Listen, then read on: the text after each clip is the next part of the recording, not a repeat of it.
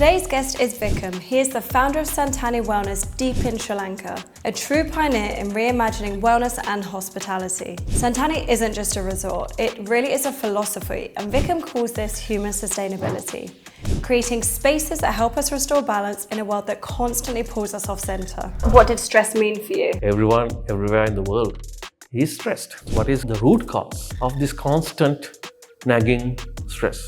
Yes, but this is what's being used. And we don't talk about this enough. We don't even talk about it. And in this conversation, we will explore ideas like the architecture of silence, how a space can really help heal, and reflect on humanity's shift from grounded simplicity to today's always-on culture, with its rise in burnout, addiction, and mental health challenges. Today, any idiot can go in front of the camera and make a video like that and put it on Instagram and you're a guru.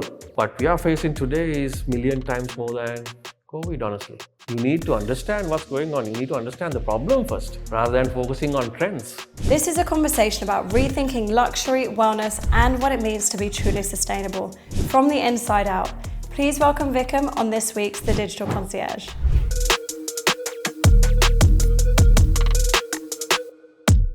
So thank you so much for joining me on The Digital Concierge. I'm really happy to have you with me, especially because we got to experience Santani. So I feel like this conversation means so much more. So maybe to start with how we know each other for people that are listening. So I guess we dropped into your DMs. We didn't realize it was you behind Santani, which was nice to learn. That's a founder's story. It is. The life of a founder. Life of a founder, you have to be everywhere. And so obviously we approached you to do some work with you, and we had a beautiful 5-night stay and then produced a grand tour. So it was amazing to get to experience all the different touch points and speak with your staff as well. So as well as having the guest experience, we got to kind of dive into the back end. So I'm very happy to talk with you. It's a pleasure to be here. To be here in your house? Yeah, absolutely. Yeah, to have you here. And for people that are watching and listening, if you can introduce yourself, and we'll start to dive into your story a bit. I'm Vickum Nawagamuwage, don't try the last part. I'm the founder of Santani. Can you say the last part? Because I want to know. Nawagamuwage. Okay, yeah, I can't. It's quite easy actually when you look at it. It's just 6 vowels of 2 letters. Nawagamuwage. Okay, there we go. Nawagamuwage. Amazing. And so you founded Santani. So can you tell us a little bit about your story, how you got there? Oh, that's a bit of a long story, but it essentially started with me going into experiencing wellness because I was stressed. Mm-hmm. But the interesting part was I didn't know why I was stressed. I was doing very well. I was in the US. I was doing quite well. I was not even married. Yeah, most of the stress comes. Don't tell that to him. You'll put him off. On the job side, I was doing really well. I was getting paid more than I'm getting now as an entrepreneur. There was really no life issues for me, but I was stressed and I couldn't understand why I was stressed. And I always thought I was too chill to be stressed. And can I ask what did stress mean for you in that moment? Yeah, so I'll come to that. Okay. Right? So that because I couldn't understand it from the regular definition of stress, right? Because the regular definition of stress is essentially, not even the definition, the situation that you get into stress is like breakups, bad bosses, that kind of stuff, right? So stress to me itself is a situation that you can't deal with. Okay. If you can easily do what you have to do, you don't stress about it. That makes sense. You do and then move on. Mm-hmm. But the minute you struggle to deal with what you have to deal with, whether it's expectations like old aunties asking you when you're getting married to serious stuff, like a breakup, yeah, right? like a bad work situation, a death in a family, right? That exams that you have to do that you're not really capable of, that you're being pushed to. These are the things that creates, because those are things that you can't deal with in regular life. But what happens is those are all situations. And when the situation eases, stress goes away as well. That's why we always tell, give it some time. Yeah. And with time, the stress comes down. But today, stress doesn't come down. True. We are constantly stressed. And in my case, I didn't have any of those situations that I was talking about. And I was stressed.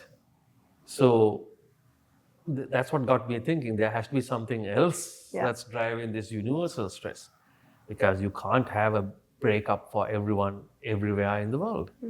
You can't have deaths in a family for everyone everywhere in the world, but everyone everywhere in the world is stressed. In a constant state of stress. In a constant state of stress. Yeah. They're at the edge.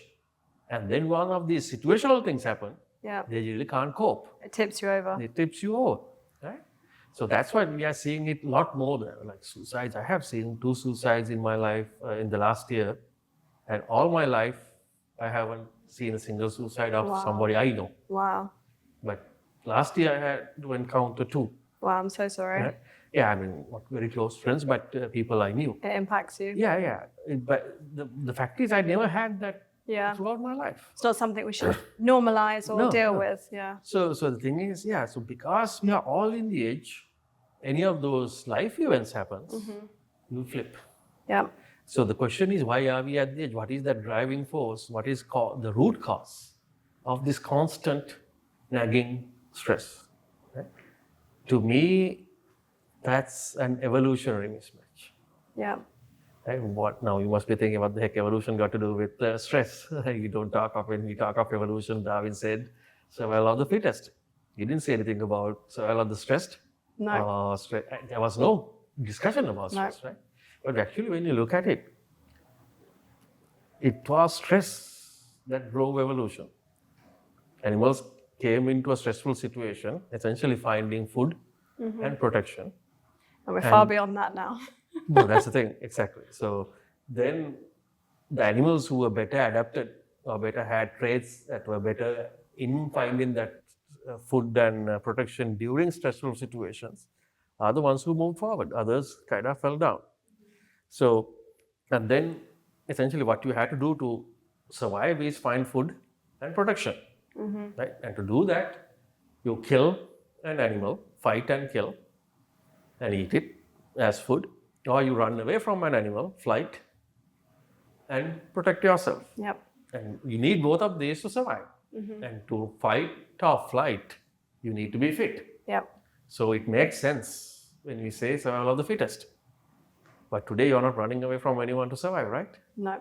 I hope And I'm not. vegetarian, so I'm not chasing the animals either. Yeah, right? You're not killing any animals to survive. I mean, not just you, like, we don't do that. Yeah. So then what's the point of being fit? From a survival point of view, which is the essence of a living being.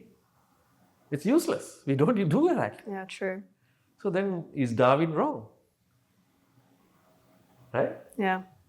So the question is, if we are not running away from animals to protect ourselves or killing animals to find food, how do we get our food and protection today? Well, how do we? Yeah. Well, we get food delivered to us. How? Why? How?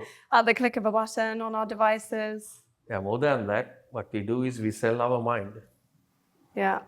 And through that selling, we make money. And money buys us. Well, I'd say we sell our Food time and- as well, right? It's a time exchange a lot. Yeah, it's your time, which is, but in that during that time, what you're actually selling is your thinking capacity. Yeah. Right? The only thing that differentiates us from other animals. It makes us worse prostitutes than anyone who sells their body. That's a different discussion. That's a different one. That's a different discussion, but it's the truth. Yeah. Right? But the point is, we use our mind, make money, and money buys us food and protection. Yeah. And that makes us survive. Right? So you go to any healthcare practitioner anywhere in the world, and people, all the magazines that talks about this trends to watch in wellness, 10 new things in wellness, from Condé Nast to travel and leisure to global wellness. Even that's a sad part. Even the Global Wellness Institute, which is kind of the only body that is there governing wellness, they publish trends every year. Yeah. Now, this is not about that. Right? This is about your health, your survival. So, and all those people, all those trends generally talks about, or in very simple ways, say, go to the gym, do these things, use this machine, right? And take 10,000 steps, eat healthy. All that is for the body. Now, from the essence of a living being, which is survival, body is not doing anything. Yeah. But we still take care of it. This is doing all the work, but we don't have a gym for this. We don't have a red light machine for this trend. Right? We don't have 10,000 steps for this. Yeah. We don't have laser therapy or halotherapy or chemotherapy or none of that stuff for this. But this is what's being used. And we don't talk about this enough. We don't even talk about it. No. And you wouldn't really go to a doctor when they talk to you about mental health practices or... It's now people are going, but it's again, it's too late. I'll explain, right? So what happens is now the mind is working, but we take care of the body because throughout evolution, that's what we did. So what we know is how to take care of the body. Because for millions of years, we have done that. And that's why even gladiators were there to find out who's the strongest. And we continue that as Olympics. Who can run fast, who can throw a spear longest, who can throw a hammer furthest. Yeah. Absolutely no use. Indication, of your strength. Absolutely no use. Yeah. There's no Olympics for how fit you are here. Right? So now it's a situation where the mind is overworked but undertaken care of. On top of that, while that was going on, the internet came. And with the internet, the demands on our cognitive abilities, our brain essentially, skyrocketed. The amount of data on the internet from 2000 to date, we are only talking 25 years, right? Which is half my age. Yeah, it's crazy. 1,600% more information from 2000 to today. It grew 1,600%. Yeah, that's wild. All that information is now processed by us, by our mind. But our brain didn't grow 1,600%. It didn't grow even a single percent because for that to change, it takes generations for the genetic code to change. And this is why we feel overloaded. That is stressed, the overload. So now the struggle is we have to operate at this level with the engine that has the capacity at this level. And if you thought about it as a computer system or a phone system, we wouldn't act break. the same, right? Yeah, exactly. It will break. Yeah. So if you overload a system, it will break. So that's what's happening. So we are overloaded. Your capacity is at this level, but we need to operate at this level. So we are overloaded. So we have to always constantly try to operate at this level and we are breaking. That's what this constant stress is. Okay? So now the question is, how do we deal with it? How do we create a gym or a toolkit? Obviously, it's not a gym, a toolkit to manage this. So we have I came up with 3 things. You need to be physically fit, but it doesn't mean it's about how fast you can run. It's not about how far you can throw a javelin. It's useless. We don't do any of that. We don't do that today. So from a physical point of view, what matters is you can't have any diseases. Health means not having diseases because you have to jump up now very fast in a hurry to this point where you have to operate. So you need to focus, give all your energy to get there. When you have to give all of your energy to get there, you can't have anything else pulling you down. And the things that pulls you down is diseases, chronic diseases. This is what COVID told us as well, but no one really got that point. Because the virus didn't go anywhere, right? It's right here. Yeah. We didn't kill it. It's there. Yeah, well, But that's a whole other topic. Yeah, so we don't get sick anymore. Yeah. Because why? If we didn't kill it and it didn't go away, what happened? We adapted to it. Yeah. We simply adapted to it. So that was an evolving process. And in that process, who didn't make it? People who had predisposed conditions. And that's why you can't have predisposed conditions, chronic diseases, when you have to adapt fast. Yeah. Because your energy is already spent. You need a strong baseline. You have to have a strong baseline to jump. Right? So now, what we are facing today is million times more than COVID, honestly. Because this is, and why do you think that is? Because this is existential thing. COVID was just a virus that came with a small change in the existing virus. But in terms of why today do you think that we have this problem of, whatever it is that comes along, that the average person struggles to fight against it? It's just lack of knowledge, because I don't think anyone has ever told you this, what I'm saying, that the stress problem is evolutionary issue. So if you don't know, how can you act upon it? You need to understand what's going on. You need to understand the problem first, rather than focusing on trends. Of course. That's solving symptoms, Yeah. right? You asked me And about it's always that. reactive. Stress is a symptom. The root cause is we haven't evolved. So everyone is focusing on to manage stress, which is just a symptom, and just follow trends, which is absolute nonsense. Yeah. Without understanding even what is driving stress, the root cause. So no one has talked about it. That is why I'm 100% sure about that. No one has talked about that this is an evolutionary issue. I mean, this is also from my philosophy. Yeah. But it makes sense, at least. No, I like it. I've never thought about it this So, way. I've yeah, certainly heard about, the data that we're exposed to and how it's quite incredible compared to 100 years ago. So it does make sense. So then how do we respond to that? Obviously, Yeah, so that's where Santani is an answer for this. But it's not just a Santani, it's about the 3 levels of fitness, right? So the first level of fitness I was explaining is the physical fitness, Yeah. not having diseases. So that it allows us to jump up. Now, this doesn't mean you stop going to the gym or things like that. It means that you need to focus more on detoxing. Keep going to the gym, do your 10,000 steps, eat healthy.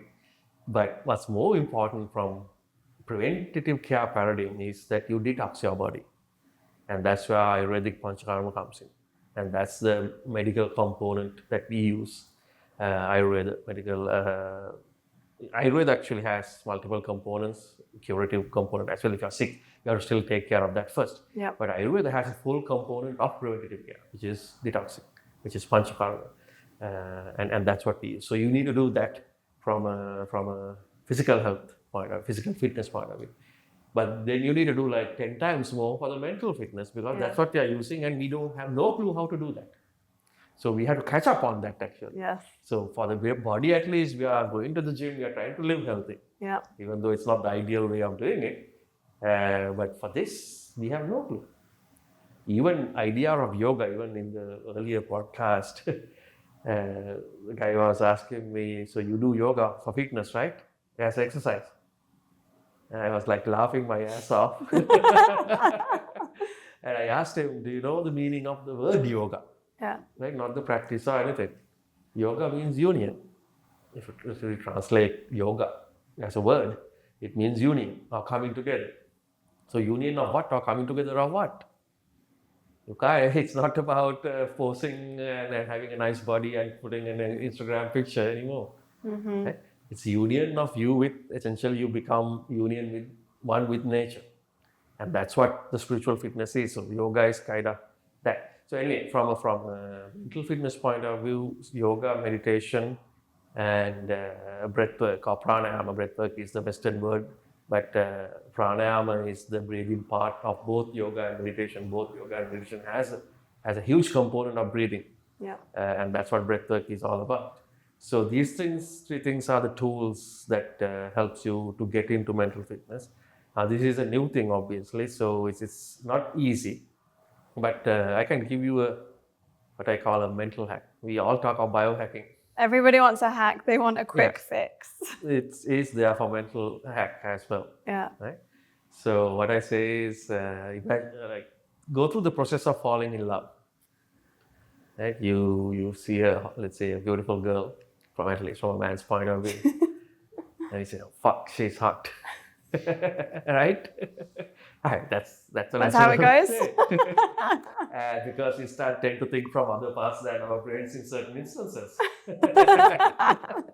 Anyway, let's say you go past that, right? And then you start having feelings. And at the same time, at that time is when you start seeing the red flags as well. Right? But what do? You ignore the red flags. You ignore the logistical difficulties that you might have to go through, and you reinforce the positives. And you keep saying, "No, she's the best one for me," right? And you keep reinforcing. It's a process of reinforcing, positive reinforcement. And you don't listen to your friends, your family, right? You keep reinforcing that idea she's the best, and then you get consumed with love, and at that point, everything else becomes secondary, right? That's how you fall. That's how it goes. That's how it goes. So it is not like this love at first sight or anything like that. Obviously, you have that feeling when you see someone that you are attracted to. But it's a process, a process of positive reinforcement. Now, you can do that same process to the fact that it's okay. It's just life. Every time especially something goes wrong, something negative happens, negative emotions comes, you say it's okay, it's life, Yeah. and keep reinforcing it. And you push away that red flags, which are the negative emotions, and say, no, it's okay. And you keep reinforcing it to the point that it's life, it's okay, is your predominant thought. And then whatever else happens, it doesn't bother you. And that opens up so much in your mental space, because you don't carry any of those negative thoughts anymore, because it's already okay. There's no point of carrying any of those things, right? There's no hate anymore. There's no jealousy anymore. You kind of consciously get rid of that by just positively reinforcing it's okay, it's just life. You have to just live it. Okay? And that gives you actually even more, you get vulnerable, and you can love even better. Because you know, even if you fail in love, it's okay. So you give 100% in love even. Right? So the life becomes quite beautiful at that stage. And that's how mental fitness, but again, if you, along with that thought process, if you get into yoga, meditation, breathwork, that conditioning process is much faster, because it won't happen as fast as you fall in love, because that's something you seek, your dopamines and everything goes up. This is actually it's the other way, so it's much harder to get to that point. Yeah. Right? So because of that, if you use yoga practices, meditation, breathwork, it becomes much easier. Yeah. And the third factor is actually extension of that, spiritual fitness. That is where you elevate essentially the mind to become nothing, essentially. And you just become one with nature. Yeah. Like you're just a living being, that's it. Essentially, at the end of the day, the solution is physical fitness, mental fitness, and spiritual fitness. And for mental fitness, you have detoxing. For physical fitness, you have detoxing. For mental fitness, you have yoga, meditation, breathwork, and this biohacking thing, mental hacking. And spiritual fitness is essentially an extension of that you continue to kind of take out all the thoughts. And again, I don't know how that feels. I have never experienced anything like that. I don't think I will be able to experience it either in this life. I guess you need a lot of mental intelligence and capacity to get to that point. Yeah. My goal is to live happily. Yeah. Not to run. It's not running away. That's the wrong word. It's not about seeking, at least for me personally, it's not seeking that spiritual bliss of nirvana or something like that. Yeah. It's about, we have to live. But you How want to do live we with good quality, live better? happy, Exactly. healthy. It's not about longevity, again, not the trend. It's about whatever the time you live, you need to be living a good life. Yeah. And that's what I'm promoting, and I'm kind of promoting as well. What I like about Santani is you open the doors for different kind of guests. So obviously you have leisure and you have wellness. What was your thinking in that? Because of course that attracts quite a different user. So what was your rationale behind that? I already told you, because we don't know what wellness is. Okay. Right? Everyone is going behind trends. Yeah. And trying to manage the stress part of it, which is only the symptom. No one has a proper idea, and that's how I started asking, because I couldn't get a good answer for what wellness, what the stress business is. So the best thing I can do is open it up to everybody, so they can, when they come, they may have a different idea when they are coming. Yeah. Right? They just want to have a just spike or whatever. But once they come to Santani, they get a bit of what we are talking about. Yeah. And that bit is a seed that I want to plant in them, so that next time they come for a 7-day formal wellness program, they start to understand, so there's something more to it.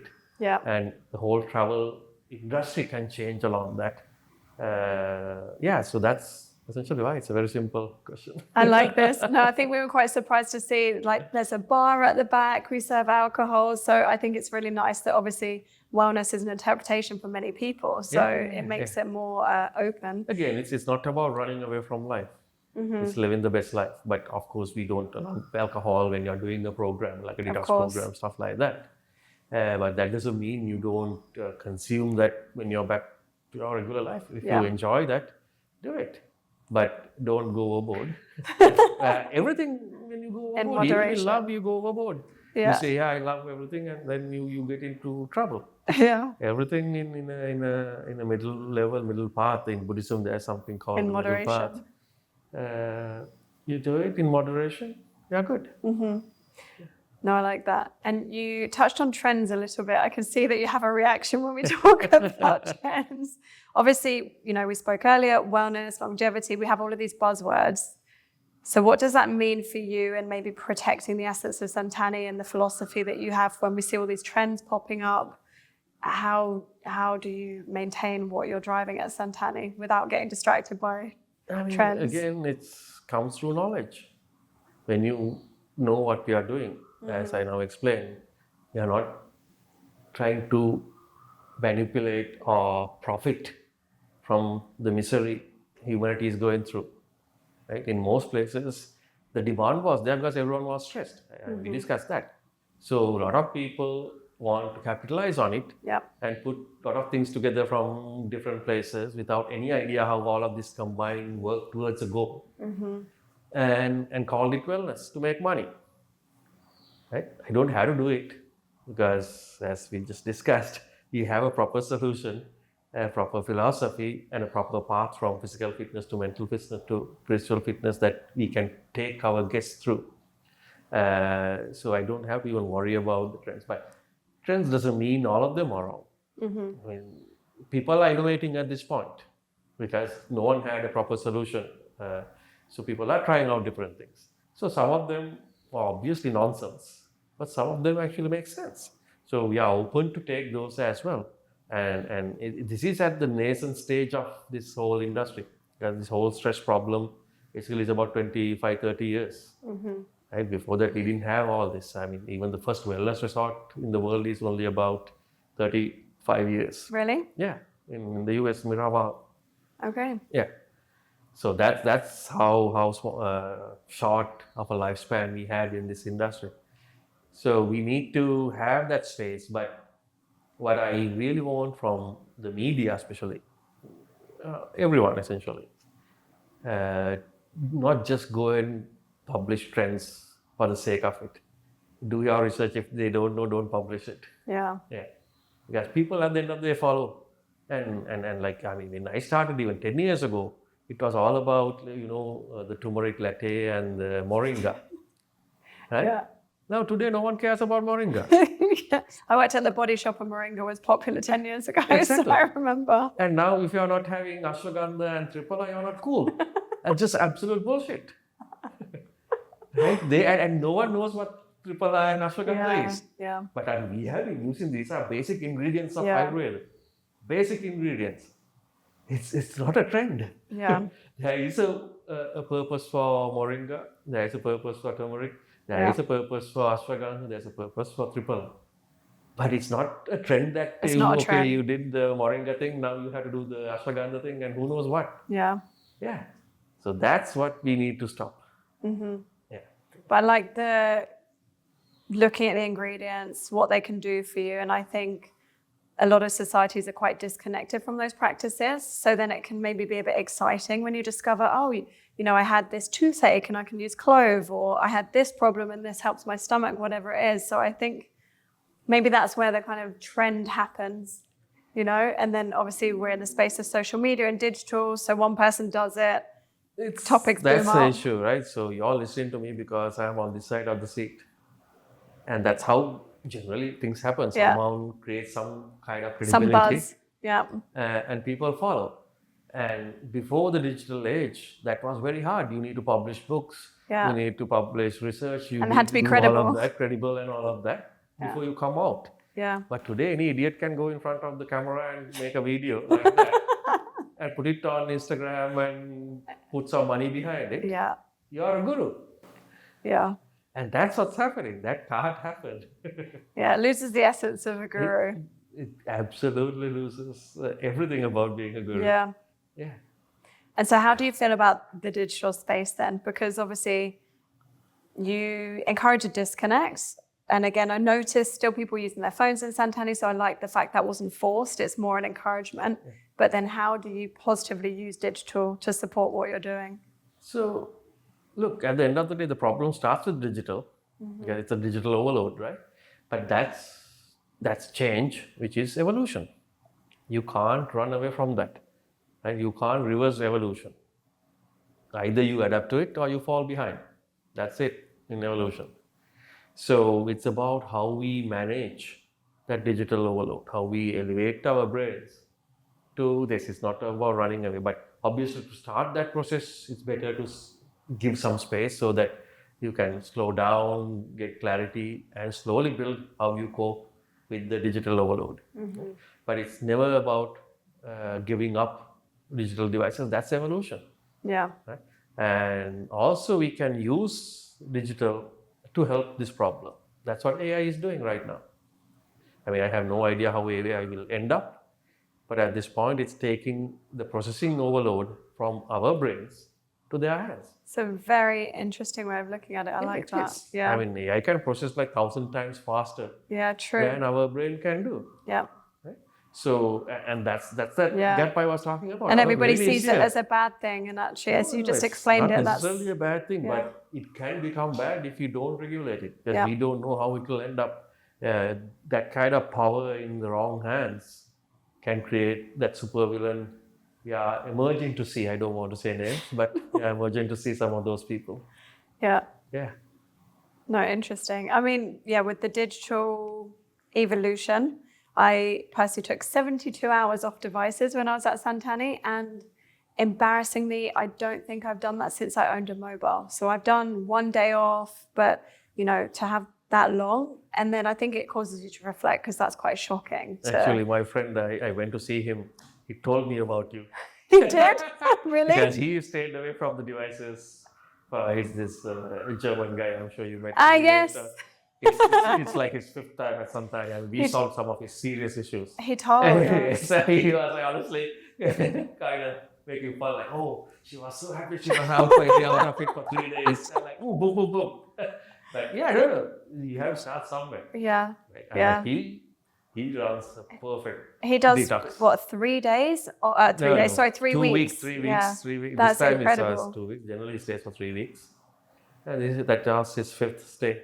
That's incredible. Yeah. Do you, because it sounds like this person, obviously not to name him, but it sounds like he has a very intense job. Yeah. So is that the best thing to do? Live this really intense life and then have 3 weeks that you escape from life, or that you calm down? Because shouldn't we be living a bit more of an equilibrium that you don't need to spend that? It's the equilibrium that's needed at the end of the day. Yeah. But again, different people take different routes to get there. Yeah. You can't say this is the route everyone has to go, right? When he first came, he couldn't take a glass of wine and bring it to his mouth. He had a frozen shoulder and he couldn't lift more than this. By the time he was leaving, after 3 weeks, he had full rotation on his arm. And so he could drink lots of wine. He can. He actually has a little chateau in France. So it depends. But at the end of the day, the goal is that equilibrium. It's about adapting to the digital age. It's not about giving up. But so for him to manage his life, if that's how he can do it, that's good. Because he can now extend it, or he knows he can live without the devices. That world still revolves. Absolutely. We were having this discussion, you realize it's still spinning, that you haven't checked emails, you haven't missed anything that's too dramatic. That's strength. Yeah. When you have that, then when you get back into the real world and have to use the devices, you can still then manage it much better than before. Yeah. But again, bottom line is there's no right path as such. It depends on your situation, your background, your personal life, the work you do. All that comes into play, and you have to be respectful of all that. Yeah, that makes sense. And do you think the way the wellness space is, because again, I like the fact we focus on personalization, there's no one answer, but do you think a lot of wellness resorts believe there is one answer, so then they prescribe too much and it's too... I think a lot of wellness resorts don't know the answer, so they push many things and hoping something will work. Yeah. That's what I see. I'm not trying to push anyone down, but that's what the industry is. That's why all these trends come in. So then, these are the trends. Let's do all this. And then 2-3 years down the line, another set of trends come. Let's do this. That's just not what it is. So what I have seen is that they have no answer. So they are putting whatever that comes in that becomes trendy. It's not like Paris Fashion Week. It's not like a dress you wear this season and next season is a different dress. Yeah. No, it's your same, your body. It can't work like that. So how I see it is that they don't have a good answer. So they're just putting whatever that comes out and hoping something will work. Hoping something That sticks. is not a good way to take the industry forward. No, absolutely. And so you've been in the space for 10 years. You've obviously seen a lot of evolution. What of that evolution have you taken on board and as a positive insight, or I don't want to use the word trend, but as we've gone through this space, what's inspired how you've moved at Santani?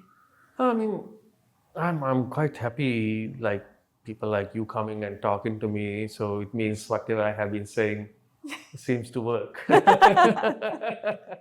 That's nice. But yeah, so BBC just did a documentary with us as well. Amazing. And I'm being invited by TEDx to do a talk. So I think the message is finally getting out, but I still don't have the mechanism or the deep pockets that big media has. So the trends are still going much faster than I can adapt. Or I can bring forth these ideas. But it's all going in a positive direction. So hopefully more people will start listening to real science. But I can't at this point I can't even call it real science. It's a logical approach, I would say, right? So as much as I can convince people that it makes sense, it's called just for anyone can understand what I'm saying, and then it will spread. So hopefully, yeah, it will continue to grow.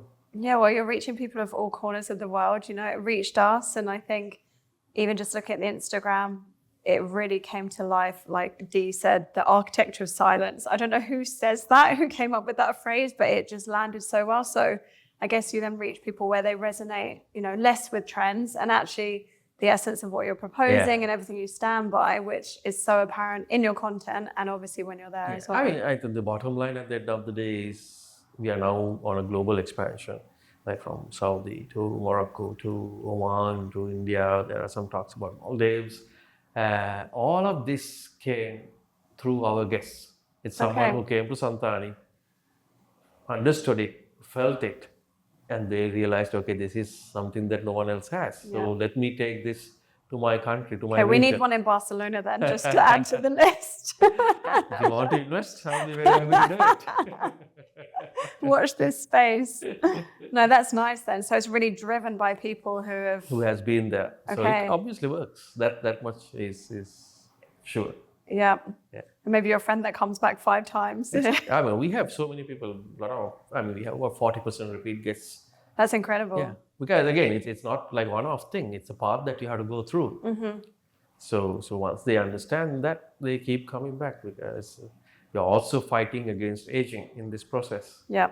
With aging, especially on the physical fitness side, with aging, your the whole system kind of slows down, right? So then you need more help to keep up, and you create more toxins as you age because the system doesn't process everything we intake, and creates more toxins, and less toxins goes out. So you need some help to get that remaining toxins out of the system. So a lot of things like that. So it is a path. It's not like you come to a wellness resort or even to Santani and then you're done. No, I wish I can do that, but I can't do that. It's a process. It's just like, I always tell this, you take your car for servicing every 6 months. Yeah. But you don't service our body, yeah. That's the same thing because it produces energy so that we can move, we can think, we can do stuff.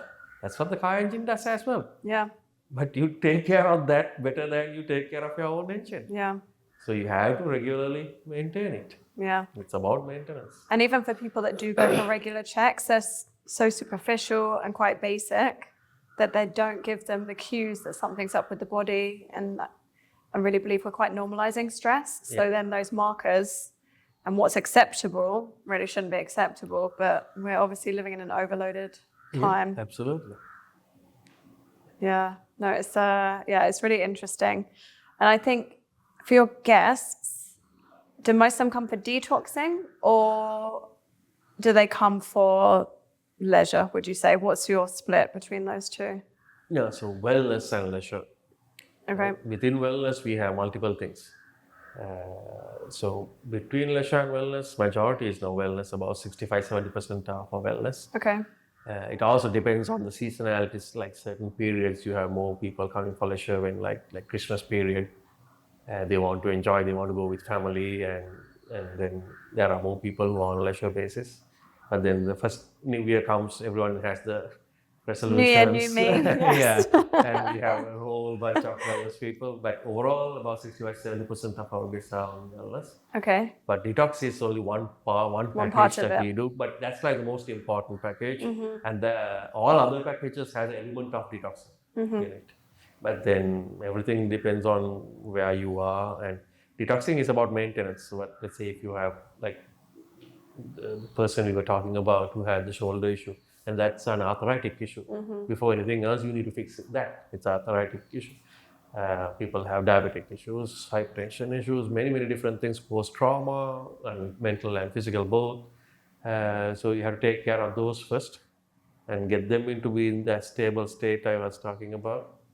And then you can go and take them to a higher level. And have you seen that guest or that type of guest change in the last 10 years? Absolutely. Okay. Yeah. From what to what? I mean, simple as like you can't take a glass of wine to your mouth to have a full rotation. Where can you do that? But I mean, in your 10 years, so what did the profile of your first kind of guest look like to now? Obviously, as we've gone through quite some changes in 10 years. Yeah. At the beginning, it was more people who were coming for kind of spa treatments. Okay. Right? But that's what wellness is, like some other treatment, this Yeah, yoga, it means that to some people. Yeah. And then obviously they came, they understood what we are doing. And then they converted themselves into proper wellness people who are seeking to elevate their health over the longer period. And through that, evolve faster to deal with the demands of the modern world. So that I have seen very clearly. and also we have seen a lot of honeymooners coming. Interesting. Very interesting, yeah, because I think getting married is, as we know, it's a very stressful thing. It's fun for everyone else, but for the two of you that are coming together, you have to deal with all these people that you have never met, like your mom's friends, your father's friends. Yeah, all right, cool. So you need to detox after this. You definitely need to detox after a wedding. Seriously, it's the best thing to do. Even yesterday, there was a couple who came from. I was there. Came yesterday, right? In the morning, I met them. And speaking, they just got married, and they just came here for 5 days. That's amazing. To basically relax and detox. There you go. We'll be going to Santani next year. Amazing. I like that. I think it's really nice to share that as a couple as well, because then obviously you share those values and those beliefs. And you also start kind of start well. Anew. Yeah. Yeah. No, I think the retention that you have is such an indication, though, that people see this as an ongoing thing versus being a quick fix, somewhere I can come. And I love the practices that you teach, because some of them you can obviously take with you, in terms of breath work. I think breath work is so understated. I don't tap into it enough, but it's something that anyone can do anywhere. That is the most important thing at the end of the day, because it's not about coming to a place and feeling good and going back not knowing what happened. Yeah. If it is to be sustainable, I mean, you can't take 100% of what we do with you. But if you can take 10% in the first visit, next visit you take 20%. Yeah. Like that you elevate, and then it becomes a lifestyle that you understand, that you can practice. And that's one of the key things we also differentiated from a lot of other places, especially in the Ayurveda space. Like you experienced our food. It's like Michelin star fine dining food. Food is amazing. But it's all done under Ayurvedic principles. Yeah. Right? But if you go to any other Ayurvedic place in general, you will still find food that they ate 3,000 years ago, because the recipes were written at that time based on what was available for them in a very small area, because they didn't have global supply chains those days. right? So they continue to do the same thing, which you have no idea, like moringa, how to cook moringa, or this being and mung being and some fancy stuff, exotic stuff. It feels good, but you can't find them in the first place when you go back home. You won't know how to cook them.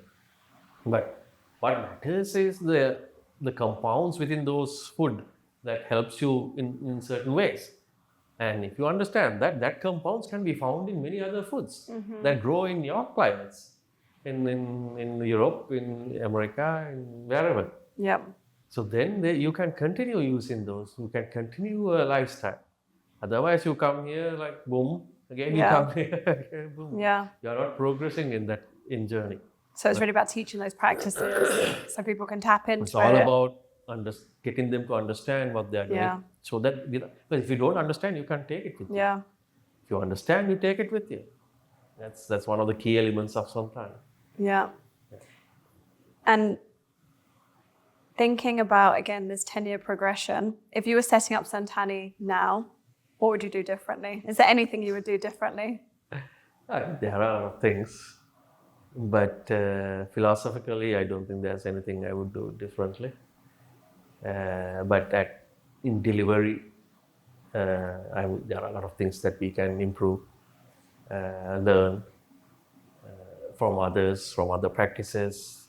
We obviously started with what we know, right, which is for us Ayurveda, and I kind of expanded it into being a more logical way of delivering Ayurveda. But it doesn't mean that's the only way to do it. There's Chinese medicine, there's modern science. And there are so many things in modern science that works. Right? We can take, especially from diagnostics. Like we are now introducing much better diagnostics through testing and machines and stuff like that. So that even how we do Ayurvedic treatment is even more personalized. Yeah. Right? So yeah, there are a lot of things that I would do in how, and we are also doing those in Santani right now in Sri Lanka. But philosophically, conceptually, I don't think there's anything that I would change. That's good. It means you're on the right path then if you're still standing by It works. That's really good. I personally love the fact that you have a consultation with the doctor at the start. You know, I'm not a wellness retreat goer, so I thought that was a really insightful way to start that experience, and it just shows how personalized it is. And then going to the kitchen after breakfast with every meal and they talk to you about your meal plan. That's really incredible. And watching your kitchen staff, they're really incredible. Yeah, definitely Michelin level food there. Yeah. We're gonna have to share this video so people can discover you for sure. And so obviously we're talking in the digital sphere for some of what we've been discussing in the podcast. How do you feel that the digital evolution has bettered what you're doing at Santani? Like, has it enabled you to reach different corners of the world? Are there people that you think wouldn't have discovered you otherwise? Absolutely. We unfortunately, travel industry is still way, way behind the digital age. They still publish brochures. True. They do. Yeah, they actually produce brochures. 90% of the travel Physical items. Physical brochures. Right? Who does that in this world? Right? And for me, I always call myself an internet entrepreneur because I learned everything from the internet. I am not a Ayurvedic guy. I was not even in wellness guy. I was not a hotelier. Yeah. I learned everything on Google essentially. That's amazing. I went to a few places, but I learned everything on Google. And then I use Google to sell. We do direct business, which is about 60% of our business. We can get direct. Which is beyond gold standard in hospitality. That's incredible. Yeah. So the hotel industry still goes behind these travel agents who produce. So you have a great SEO strategy then. Not just SEO, it goes a lot more than that. Profiling people, targeting people, all of that we do. But we started off with a digital strategy, and that has been our success. Okay. Yeah. Amazing. Again, as I said, it's not running away from digital, even though it is creating all these issues.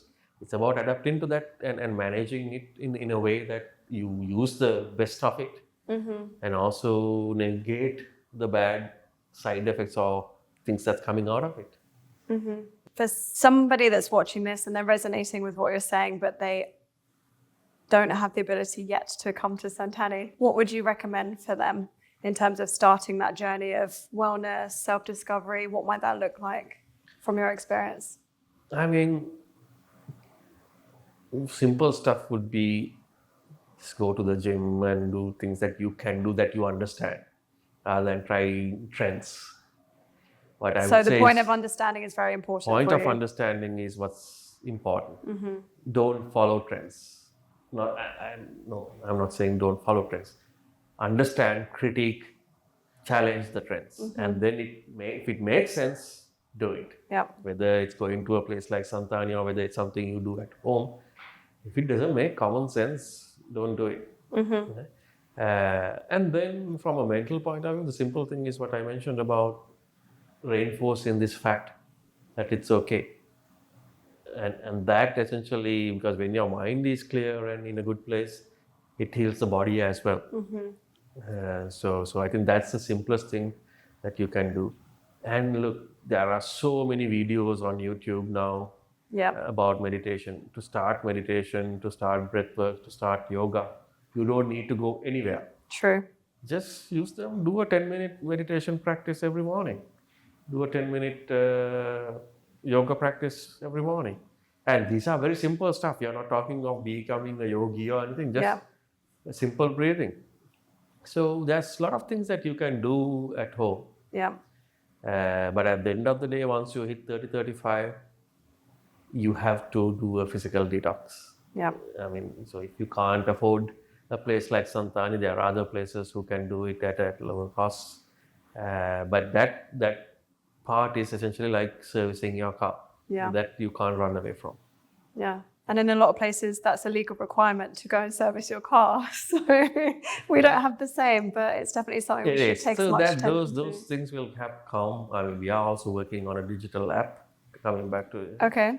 to deliver what I'm talking about, essentially what Santani's philosophy, through a digital platform, so that it becomes much more accessible at a much fraction of the cost that you have to pay. Obviously, we can't do a massage digitally. And the massages are great, so that's a shame. Yeah, but then we can recommend you to go within your locality. We can train some of these units, so that's the overall whole business plan that is there.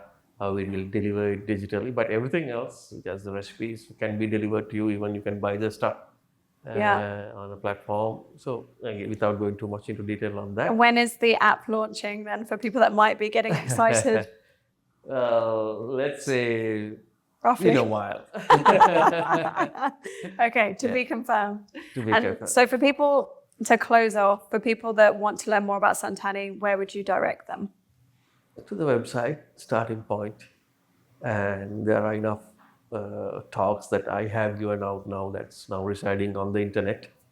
So if you Google me, I'll be there. The philosophy will come up, yeah. Yeah. Instagram is a great place to, we create a lot of little videos that talks about things that I've been talking about in a much more eloquent way than I do it. But it's available for a lot of people. But yeah, I think the website and Instagram would be the best places to start. Yeah, Instagram definitely caught our attention because I love the fact that you really physically showed that stress of life and what it looks like, and that definitely resonated with me. So you guys are doing a really beautiful job in that. And Thank you. we will be launching our grand tour this week. So hopefully it gives people a bit more of an insight as well, as we met with some of your teams. So we'll be happy to share that. Very cool. Looking forward to it. Yeah, thank you so much for your Thank you. time. I appreciate that. Cheers. Thank you.